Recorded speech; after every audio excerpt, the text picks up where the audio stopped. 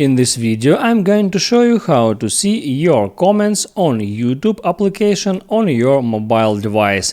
That is quite simple and easy, so let's begin. First, open up your YouTube application and here get in your profile. Just tap on that profile icon at the top right and there select settings. And next, tap on history and privacy. And there select manage all activity. Wait for a couple of seconds. Tap on interactions and here tap on comments on YouTube.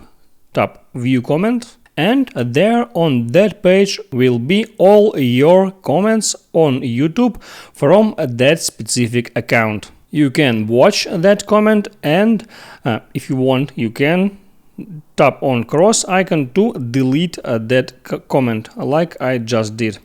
I hope it helps you, so before you go, please like and subscribe.